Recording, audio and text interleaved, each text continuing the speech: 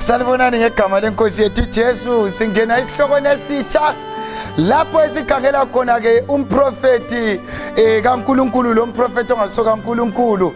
Nkosi kayilenzele kuhle nxa silalela, lingakhohlwa xa sikhamba lesifundo ezinje. Kakuyi ngokuthi ucabangani, kuya ngokuthi iBhayibheli linjani bathandikayo, lithini. So sizabuza iBhayibheli, uSibanda kasozazikhulumele, uJesu uzakhuluma esebenzisa uSibanda. Kasibendele izwi lomthandazo. Baba thandikayo sezulwini, nasi isifundo esilethwa ebantwini Nkosi elungileyo asebephicekile kule mfundiso ezinengi khona. Abanye bayazi benza ngabomo, abanye kabazi. Ngicela Nkosi elungileyo ke usivezele ukusehlukanisa njengabantu abakho. Sisemhlabeni odidizelayo, umhlaba ophamazelayo. Sicela ukubana sikhululwe emandleni kaSathane ngegama lenkosi yethu Jesu siyakhuleka. Amen. Indaba yabaprofeti bamanga bathandikayo ke ibalulekile ukuthi kayicace emuntwini wonke. Nxa kule ngozi ngabantu abaphila ngo2017, ngabantu abaphila ngensuku zanamhlanje, ngoba baphila phakathi kwabaprofeti bamanga.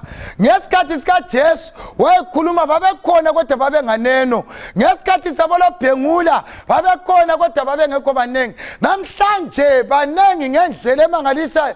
They even advertise themselves. Angithi ukuthi ngabamanga kodwa ungabona umprofeti esezi advertiser, angazi kumbe Jeremiah wakwazi advertiser, angazi kumbe Isaiah wakwazi advertiser, angazi kumbe Daniel wakwazi advertiser, uJohn ka advertisanga, bonke Amosi aba advertisanga, angazi vangeli bani eselidinga iadvert eledlule lathunyelwa ngukaJesu. So nxa kule ndaba edinga ukubana abantu bathandikayo babe soba, babe normally, baqedisise elizwini indaba yabaprofeti. Ayilanda ukuzodlala izolahla umhlaba, izogqibela umhlaba, izogqibela abantwana bakamndimi. Abanengi namhlanje bayafa emangcwabeni, bayagqitshelwa iqiniso labaprofeti beqiniso bengalizwanga.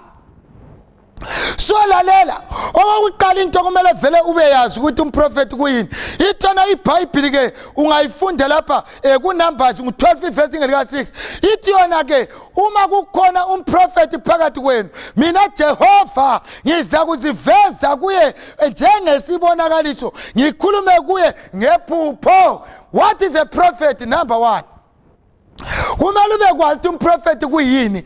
Ngiza kuchazisa sikhamba. Umprofeti ngumiddle man, ngumuntu obaphakathi kukaNkuluNkulu lobani labantu. Ngesizathu sokuthi uAdamu loEva sebonile esimini yase-Eden uThixo wabenze njani, wabakhiphela phandle, babekhulumisana uAdamu loNkulunkulu direct. Kwaya uAbraham ekhulumisana loNkulunkulu direct. Kwaya oIsaiah baqalisa ukuphupha bengasakhulumi direct. Amandla khona hayi lokho ephunguka ngani, ngoba iBhayibheli ithi yona izono zenu zilehlukanisile lobani lami. Uthi yena ke bathandika uNkulunkulu. So ngaleso sizathu sengifuna umprofeti ozakuma phakathi kwami lani. So abaprofeti silapha eBhayibhelini ke umsebenzi wabo wongokukhulumela uNkulunkulu ngaphi ko-Israyeli. So ke kuzabalula ukuthi ukuzwisise lokho. Right, okokuqala singakangeni kule topic, asikhangeleni uJesu ukuthi uthini ngabaprofeti.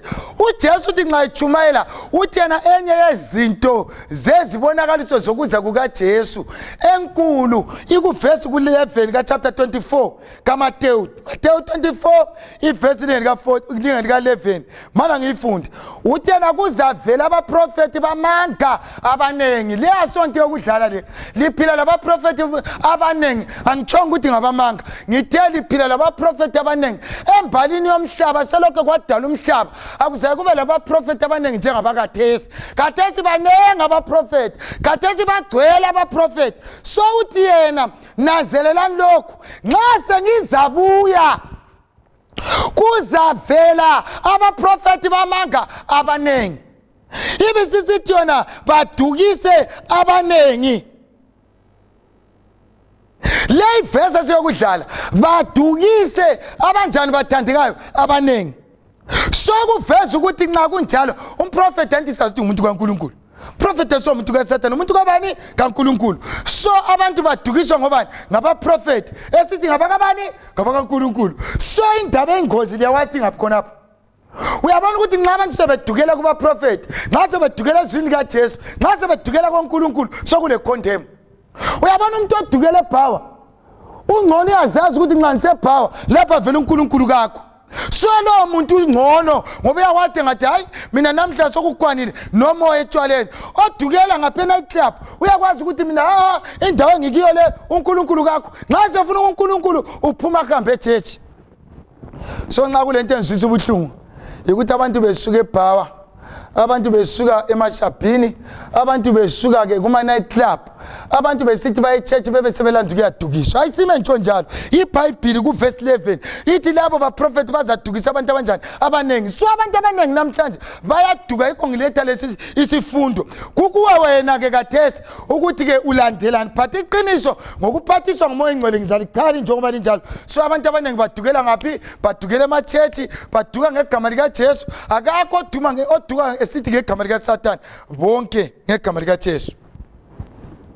Matthew 24 iverse lika 24 uJesu lokho ekhuluma ngaba-prophet. Ithona iBhayibheli nazi ezinye isibonakaliso ngoba kuzavela oKristu bamanga, laba-prophet bamanga. oKristu phela kangikhulumi, omunye ngikhuluma laye ula ifoni ele picture yomuntu oclaim ukuthi unguJesu uNkulunkulu, umuntu wazalayo kwathiwa mhlophe ongala 10 years ephila ongasefile uthena unguJesu. Namhlanje many people claim ukuthi bangoJesu, but khangela kaJesu ngiyayibona ibe sisithi khona laba prophet bamanga beze izibonakaliso ezinkulu lezimangalisayo. Then khangela uJesu is so concerned ngaba prophet bamanga.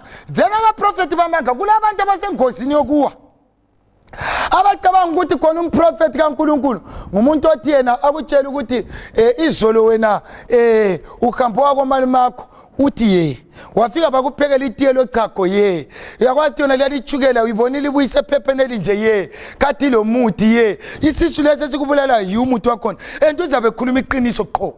Kodwa according to the Bible kuNkulunkulu amanga ayisiku ukuthi umuntu ukhuluma into ayenzakeleyo lamanje yenzekela. kuNkulunkulu amanga is to talk, is to prophesy izinto ezingekho Bible syllabus, izinto ezingekho heavenly syllabus. So umprofeti wamanga engizomchasisa lapha asomuntu okutshela iqiniso lemhlabeni.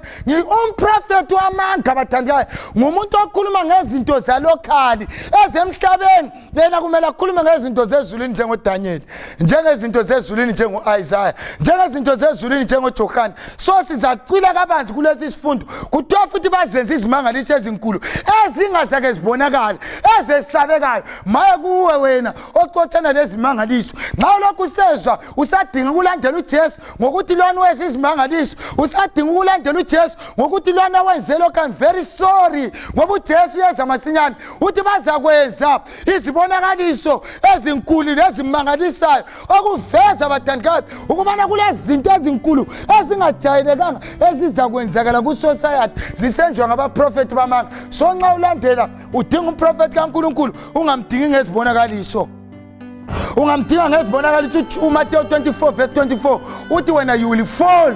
Xa udinga umprofeti kaNkulunkulu ungamdingi bathandikayo ngokwenza amasalamusi abakaNkulunkulu. It's not about amasalamusi. So ke sizafunda kabanzi singena kulesi sifundo umprofeti kaNkulunkulu kuyini, ibusiness yakhe kuyini, kuyini okumela kuprofeti, singambona njani umprofeti kaNkulunkulu, abaprofeti basesekhona yini. So konke lokho siza kukhangela. Inkosi kayilenzele kuhle ngegama lenkosi yethu Jesu. Ngiyalithanda lo Jesu uyalithanda. That's why I'm telling you the truth. Inkosi kayibelani sikoluhle ngegama lenkosi yethu Jesu.